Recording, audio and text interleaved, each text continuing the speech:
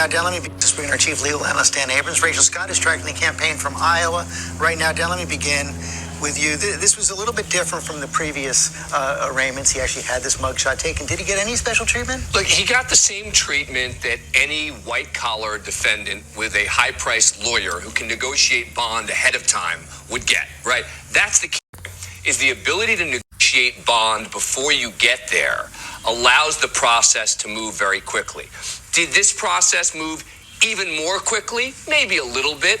But bottom line is, if you're in this financial situation with a high-priced lawyer in this kind of crime, this is typically what would happen. I was surprised he didn't pay the full bond. He used a bail bondsman. Yeah. 10%. That was something. Yeah. But we're going to see a lot of different maneuvering right now. We've already seen one of the co-defendants move speedy trial. Trump doesn't want that. Correct. So you have one, possibly more of the defendants now saying, we want a speedy trial. That is your constitutional right. Speedy trial. And in Georgia, that means you're going to get it.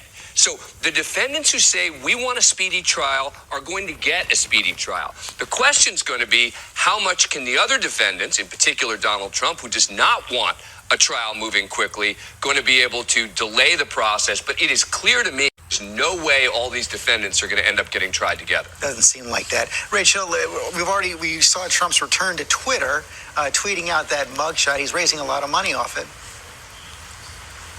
Donald Trump fundraising off of that mugshot, George, before his plane even touched down back in Bedminster. And then he made that surprise turn back to the platform formerly known as Twitter. This was his biggest megaphone for years. He was banned after January 6th. Then he posted that mugshot with the words "never surrender," clearly still very defiant, George. And Rachel, you're in Iowa right now. We saw the debate a couple of nights ago. Donald Trump's still the big front runner there. But what's the mood from what you can tell on the ground? 4 indictments, 91 charges total, and he still has a commanding lead in this race. Most Republican voters standing by the former president, but I have definitely talked to a lot of Republican voters here in Iowa who tell me they are keeping an open mind. They say that they could still back someone else. They worry this could become a distraction for the Republican Party. And of course, this remarkable split screen playing out while the former president was being booked and processed in Georgia. His closest rival, Florida Governor Ron DeSantis, was back out here on the campaign trail. He told me he doesn't want this to overwhelm the party, but of course, it is casting a very big shadow, George. Yeah, and I want to go back to the timing. Fourth felony indictment now for the president. He's faced 4 possible trials. Any of them happen before the election?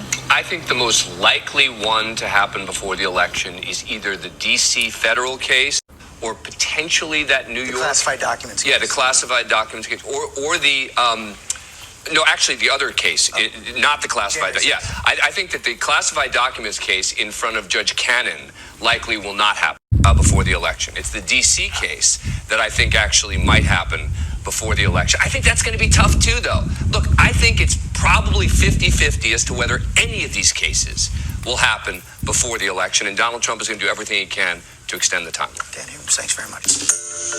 Hi, everyone. George Stephanopoulos here. Thanks for checking out the ABC News YouTube channel. If you'd like to